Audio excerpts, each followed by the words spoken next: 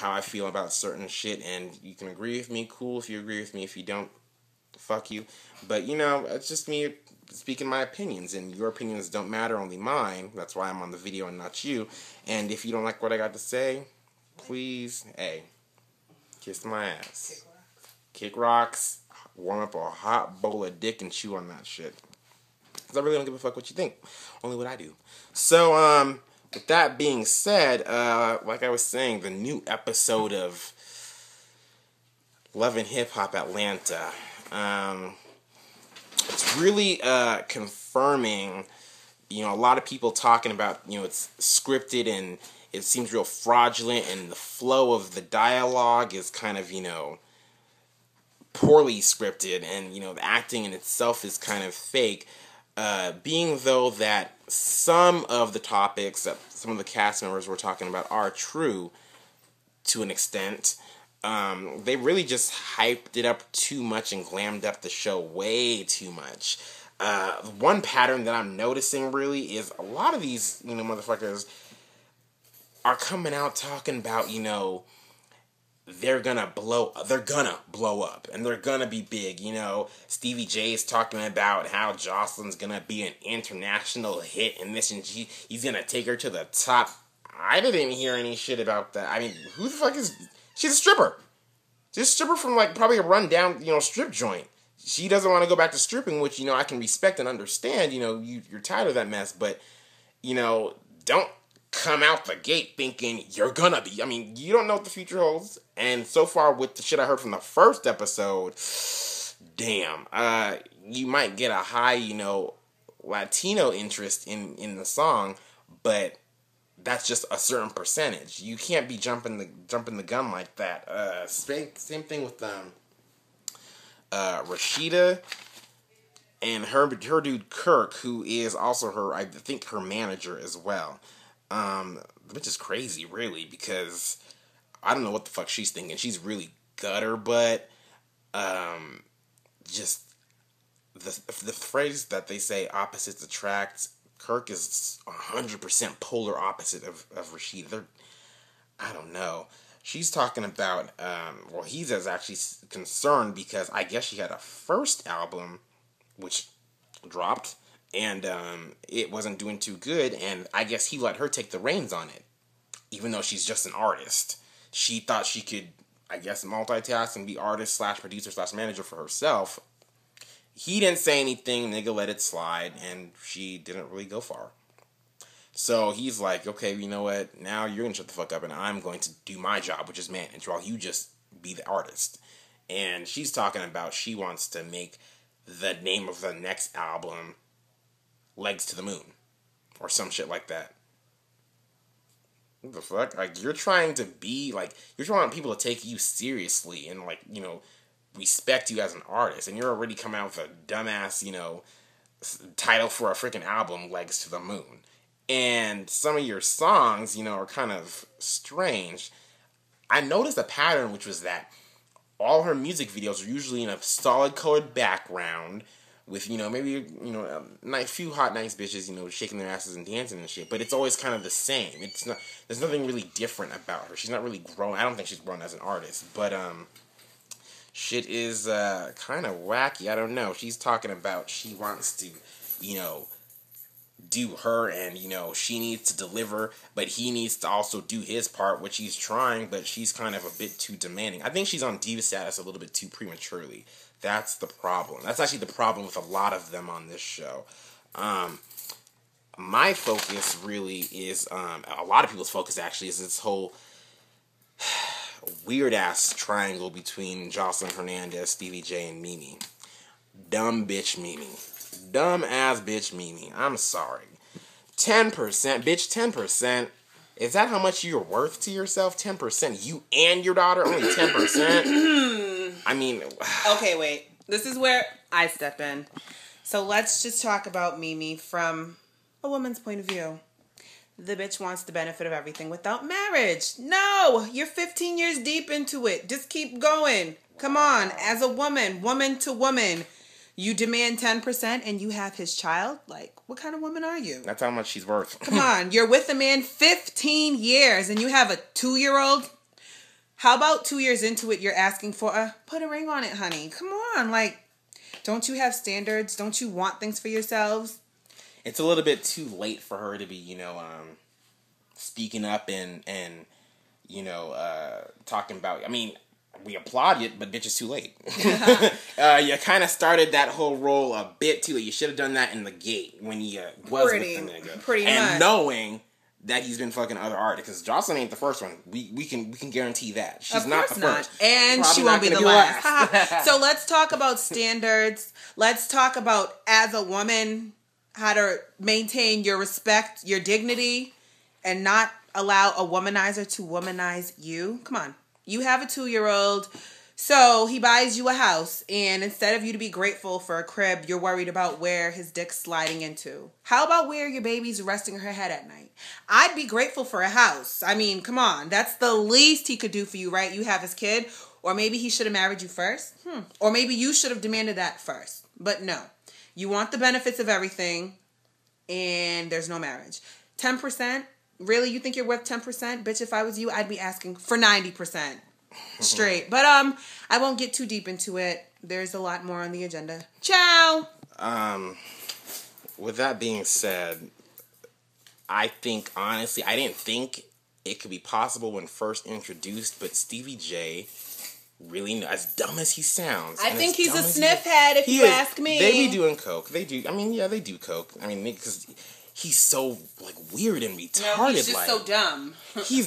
But you know what? But he's making all the smart moves. He is making all the smart moves. What's smart? Mimi's the one that's, encouraging this shit.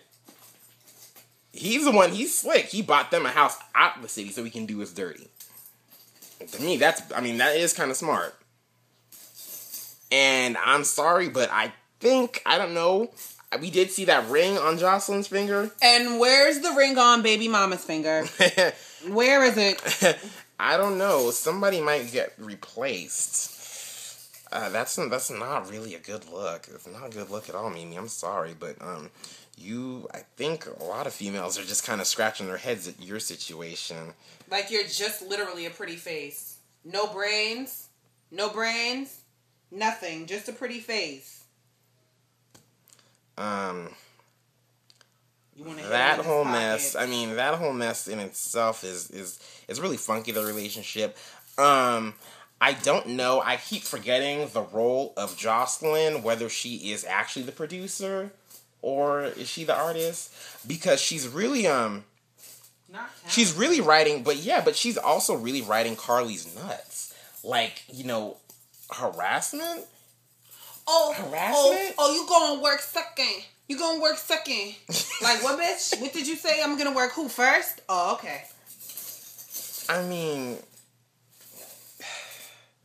I don't know. We're all scrambled in thoughts now. It's because the show is like, I don't know, maybe the show might just do good for its pure stupidity.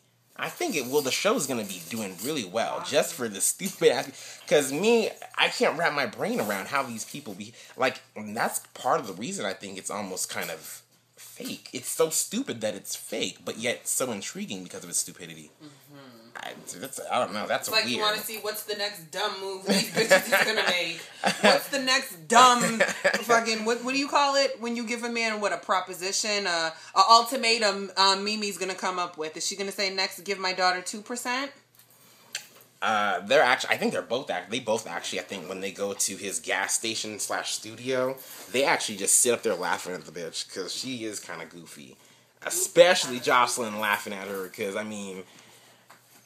10%. Anyway, K. Michelle. What's 10% when you carry a baby for 9 months? K. Michelle did some research on her. I knew there was something kind of shiesty about her. She is actually a really nice shiesty bitch. Yeah. You are. Conniving. Besides the fact that you can't sing. You can't. Really, you need some vocal lessons. You need to find yourself a vocalist before you start looking for an agent and, sign into labels and stuff, because when you was hitting that high note, you really was, I think you hit the peak a little bit too early or at a wrong point in time, because that was not flattering. Your song sounds like it's from the 1950s. What's really good? just hearing that little cut that you had in the studio, we're in 2012, making our way to 13. So I don't know who that producer is, but you need to put more money in getting yourself a vocal coach. Start there first. Let's start with the basics, the real basics. Yeah, you couldn't mention that, your dude was Memphis. He was your producer slash, boyfriend. I guess in your case, boy, you're a man. But to him, you was just a side pussy. But, yeah, I knew there's something really fraudulent about you. I was doing some research, and I gotta go with my dude Memphis, because he was really saying some real truthful... He was speaking truth. T.T. Torres, I believe, was the radio personality for the station, I think 90-something.1 in Memphis. There he actually did his first and only interview, and he was really, what he was saying seemed to make more sense than the bullshit that you was feeding on the show, talking about nigga just up and beat you, and then took all your money, your $1 million money, or your $1 million contract that you got. Start cash that out and spent it on himself. No music, no label, no nothing. Well, I mean, I think he was the only person that thought you could sing. That was about it, because I don't think anyone else could really think you had vocals like that, but I don't know. You actually didn't have $1 million for your contract. It was actually $500,000, and I actually believe that, because you're a new ass artist. I've never. But also, I don't know if he thought she could sing or if he thought her pussy could sing. Probably the pussy. Yeah. Maybe not. Yeah. No talent. Just. I've never heard of a new artist just hitting the streets with some new shit, and they're signed for $1 million or two. I mean, actually, the 500,000. That's actually impressive. I think that was pretty decent. And then, why would he take that money that the label gave you and spend it on himself? That, to me, that don't make no damn sense. Your story wasn't really adding up. So that's why I had to call you on that fraudulent shit. Moving on, Mama D. The only people I really pay attention to in this show, the main people I pay attention to is Scrappy and Erica. Their situation is real. It's relatable. People can relate to that. That was educational for me. I didn't know the nigga was going to Diamond. That was news to me. But that was really factual, and I learned a lot from that. They're trying to work it out, and I actually pay attention to their story better, because that makes more sense to me. I can wrap my head around that. But all these other motherfuckers, I don't know. Mama Dean, Scrappy, your mom needs her own show. She needs to hook it up with VH1 or something, because I'm sorry, the bitch is funny. She's a hoot. She really can capture me for a good, hour and a half. She's really funny, and I think she's a real boss bitch for, what she's been through with y'all. I learned a lot from your life, and I think that is really some cool shit. I don't want to scramble around too much. Jocelyn Hernandez, yeah, like I said, you really need to get off Kyrie or Carly. I'm not sure what her name is, the one with the snaggle tooth. You really need to get off her ass. I mean, who the fuck we didn't know that you was fucking Stevie J? You think we're all as dumb as y'all motherfuckers? Come on now. She first of all, she didn't even know. So why are you getting mad at her? Who's your daddy? I mean, you talking about this my daddy. Why would you call your manager that? And then y'all are just cool like that. And then next episode, she's gonna come out with it to me. Oh yeah, because I was fucking your dude. That's why the baby's his. But we thought y'all wasn't kissing.